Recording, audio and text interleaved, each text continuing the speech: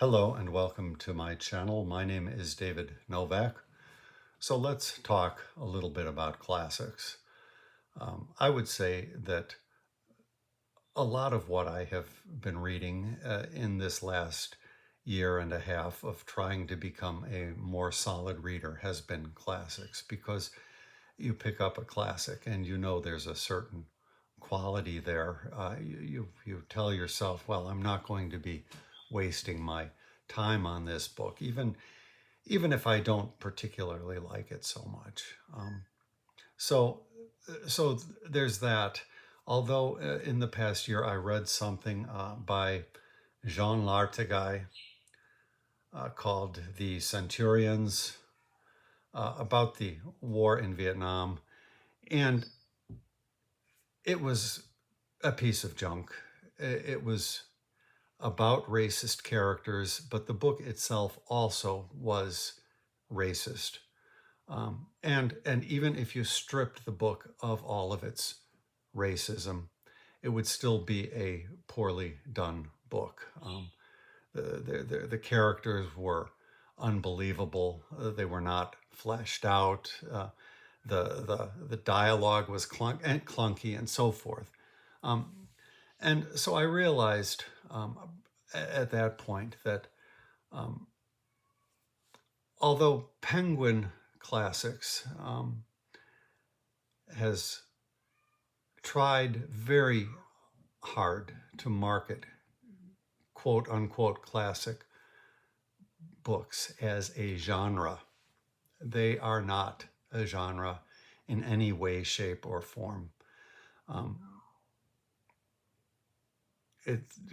The word classics is a label used almost exclusively for marketing. Now, it's used in the critical world as a sort of shorthand. I'm sure F.R. Leavis talked about certain of the novels that he wrote about as classics or modern classics. And we do. We talk about these things as a shorthand, just a quick way of understanding each other. But when you delve down and get into specifics, the term doesn't have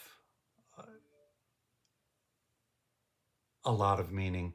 It's really hard to pin down. You know, it's something like in, you know, if an archaeologist is talking about the Paleolithic era, it's those sorts of designations are very useful in the common parlance. But if you really get specific and get down into the nitty-gritty about things, such designations do tend to fall apart. And I would argue that it's the same with classics. Notwithstanding my one bad experience with that Penguin Classic, and my understanding from that Penguin will slap the label classic on any bit of tripe as long as they fear that it won't hurt their reputation. I'm more than happy in a casual sense to be talking about classic books. But again, with the caveat that it's not a genre in any way, shape, or form. So one of my favorite booktubers posted a video about having an aversion to reading the classics. And this aversion comes mainly from having been told that classics were books written by dead white males. And I phrase it that way specifically. I can't say that it was an instructor that told this booktuber that, or perhaps a classmate, but somehow the idea grew up and impressed itself upon this booktuber in their youth. And so that has led to a lifelong aversion to the classics. Now, we can understand how something like this happens in a society where for many generations people have grown up thinking that Jesus Christ was a dead white male. We know that that was not the case. And so even with unconscious condescension, to use Wayne Cooper's phrase, or by willful malice, I have no doubt that powerful voices in society contributed to making this idea a touchstone in the minds of children. I think particularly in the last 20 years or so, even a book publisher like Penguin is going out of its way to try to remedy those old ideas to the extent that they held sway over their list. So you will find now more books published by Penguin that are classics that were written in the Korean language, say, and been translated. Now, part of that, of course, is just the whole translation process is cumbersome. And I am old enough to remember how difficult it was, and still is to a degree, to get access to many of these works simply because the translation had not been done, or they'd been done partially, or they'd been done poorly. So day by day, I think all of our minds are expanding to the idea that classics can and do come from any quarter. In my case, I never labored under that misapprehension, so to speak, because when I started to write, I don't think that this, even though Penguin Classics existed, I don't think that this idea of labeling a book a classic was as pronounced as it is today, because it is clearly a market now. You call something a classic and they will come, they will read it. And so some of the very early books that I read, which may well be available now in a Penguin Classic or a Oxford World Classic, were not in those days. They were just books that were more or less readily available at the bookstore. And I, as a young person trying to learn more about the world, eventually picked them up and read them with the designation of classic not even coming to mind. And so,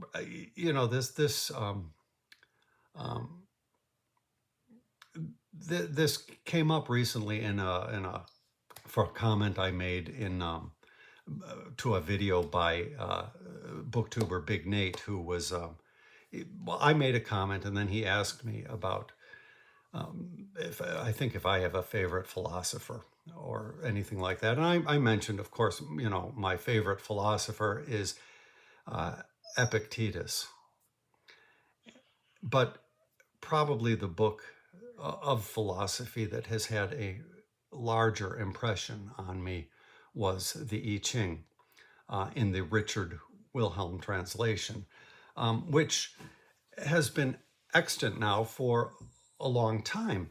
And as I said, when I was young, so I'm 60 now, when I was 20, you could walk into any bookstore and you could pick up a copy of it. Now, it was a bit of a conflict for me to pick that up, because it was a hardbound book and it was not cheap for me at the time. Now you could find a cheap copy of it from a used online vendor fairly easily, I would imagine. I have not checked. So I read that without any thought as to how this book would be designated by the arbiters of classics, the arbiters of literature. And it was a useful book for me. Now later, not too much later, but still when I was young, still in my early 20s to be sure, I was in the public library. At that time, the Chicago Public Library was housed in what has now become the Cultural Center down on Michigan Avenue and Washington, I think. And I picked up a copy of the Bhagavad Gita. And this book led me into the Upanishads, which were also available. Those I had to do a little more strenuous searching for, you could say. And I did read those. So I was in my early 20s reading these things. Now, mind you, I've never been a strong reader. I've never read a lot. But I was, I think, lucky in that I did not have somebody shaping my reading in the wrong direction or in a poor direction. And so the thought comes to me that having been, as I was, poorly educated, we had no literature instruction in class to speak of, was more fortuitous than as this booktuber that I follow, that I like and that I admire, who was badly educated, because somehow this booktuber got the wrong idea. As I said, it's understandable how it happens, but I was lucky, and it never happened to me that somebody gave me this idea. And so I was reading these books, and it would never have occurred to me, if you had asked me what is a classic, to say, well, it's a book written by a dead white male, because, well, the books that I was reading didn't fall under that designation. I think it's sort of an illusion that white people have wanted to foster, sort of to give themselves an edge over the ignorant and the illiterate, if you will, even though they themselves may well have been ignorant and illiterate themselves. That's how power works, and that's why I think that canon establishment is more a mechanism of power than it is anything useful about the matter at hand, which is a book or books. To say that this belongs in the Western canon or doesn't, as Harold Bloom did, is largely nonsense. What you wind up with is a whole jumble of books that have survived. It seems to be a particularly Western trait to want to make a canon, to sort and to eject things that don't add up. The Bible is the product of councils that made decisions like that, whereas something like Vedanta, the Hindu corpus of literature, is more a sprawling mess of stuff. And of course, there are major works that everybody will talk about and everybody will have in common, more or less. But there are plenty of other works that probably a lot of people don't know. And with the literature, speaking of literature as opposed to, say, religious doctrine, I think the old notion of canon has faded away.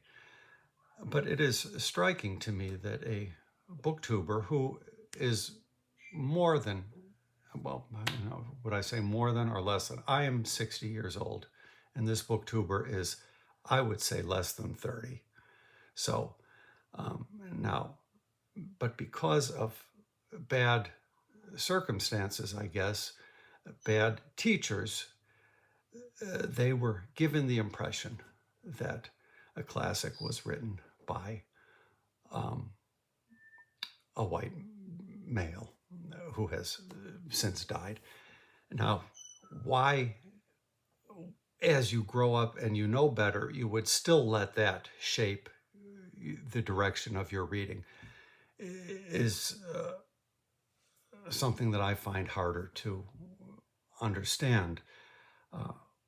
But, we all travel our own roads toward reading. And, a lot of these old classics tend to be things like philosophy. And who really wants to read philosophy? BookTuber Steve Donahue always talks about how much he can't stand philosophy, although I'm sure he reads it. But that is understandable. Not every book, again, is for every person. So I think it's wrong to say that, well, we have this whole corpus of literature over here that we are going to call a classic, and then you are supposed to feel somehow less because you don't care to read it. So that's thoughts that I've been having. The Wayne Cooper quote that I mentioned comes from, well, he was the biographer of Claude McKay, and Eastman,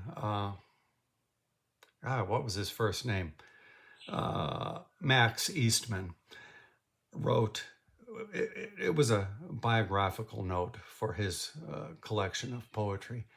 And he, I can't remember the exact words, he called McKay the best poet that his race had produced, or something like that. Clearly a racist comment, which Wayne Cooper correctly pinpointed as an unconscious condescension. If you read that introduction, or well, it in a subsequent edition, the original introduction was ejected, and Max Eastman's biographical note was moved to the front. So it appeared to be an introduction to me, and it serves as an introduction. It was the most genuine, effusive, loving piece of work that anybody could hope to have written about them. I even, in one of my sonnets, wrote a poem about that. How, were I to have an introduction written to my poems, I would wish it was of the caliber of Max Eastman's generous, really generous discussion of Claude McKay. He gives biographical detail, but he also talks about literary value. I should do a video reading that. I keep calling it an introduction, reading that biographical note. The topic of race is a difficult one because there is no way that you could have used the term white man in a way that would have been understandable to Plato or to the person or persons that wrote the Homeric epics. Even somebody like Dante was writing before the idea of racism was firmly established. Now, I can understand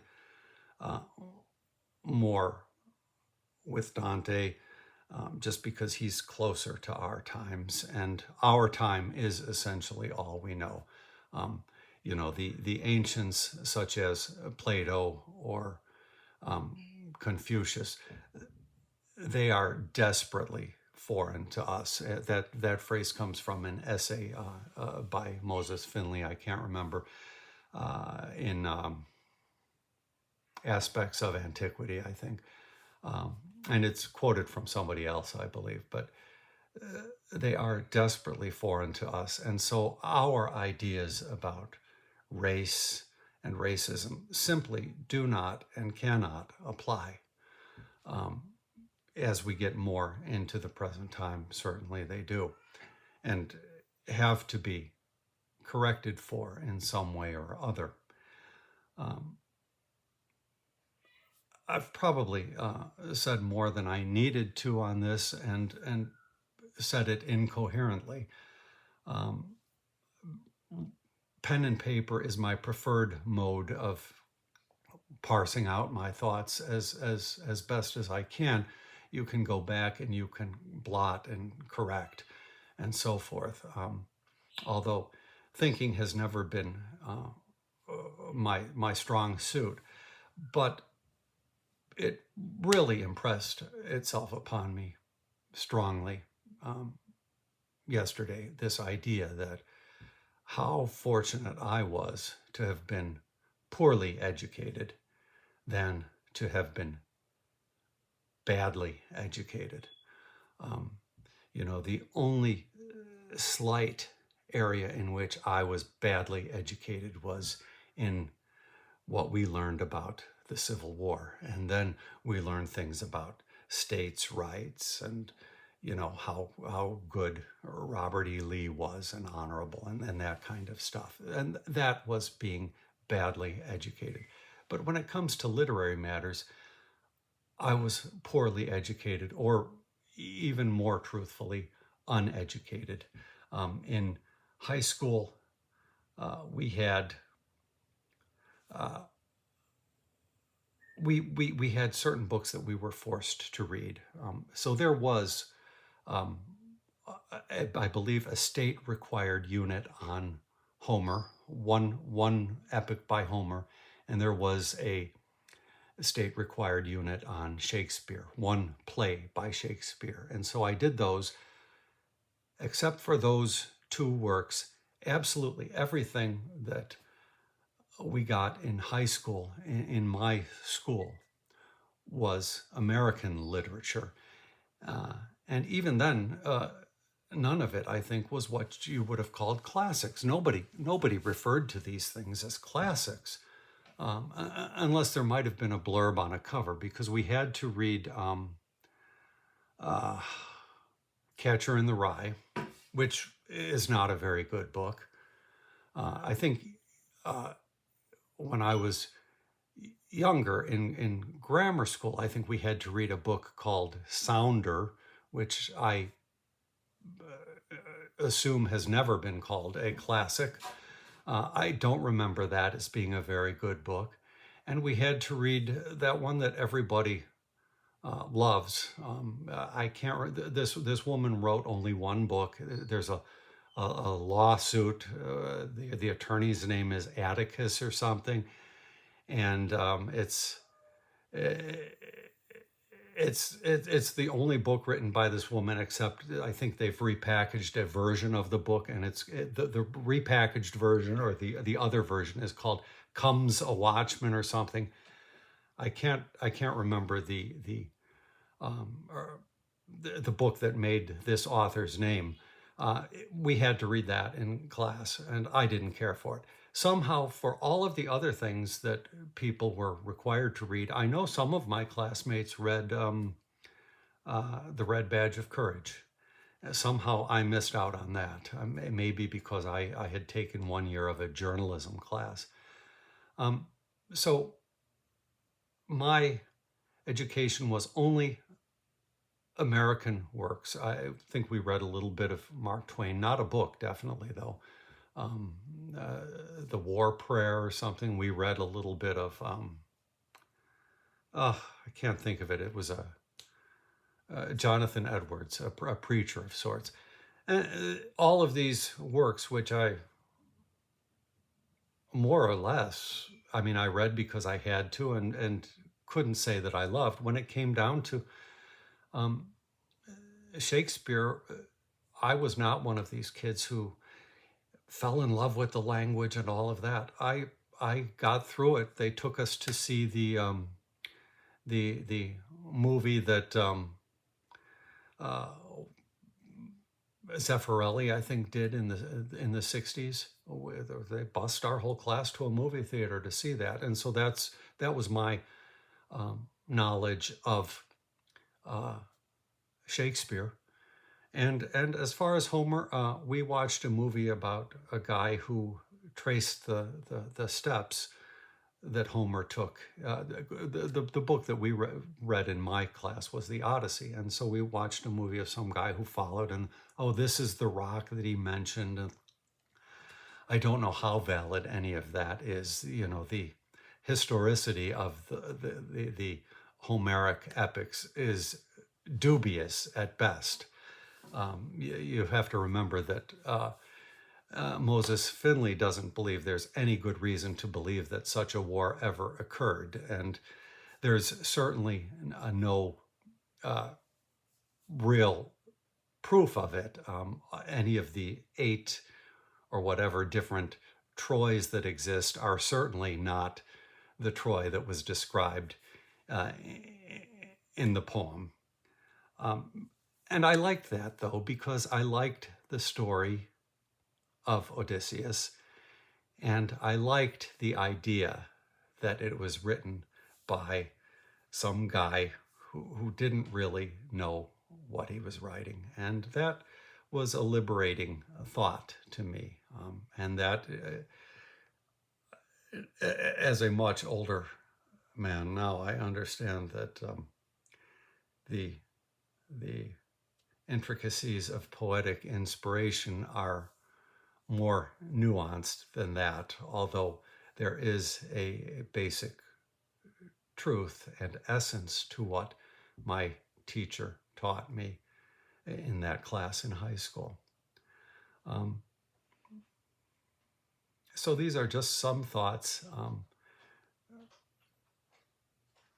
I will perhaps try to do more individual videos about some of these books that I mentioned, just because they've had a great shaping influence upon me in my life. As I said, I was not ever a strong reader, but I don't think I was pushed in a bad direction in what I was reading. I was not told some wrong ideas about what you should or should not read, and I didn't create that kind of thought on my own based on criteria that did not seem to apply.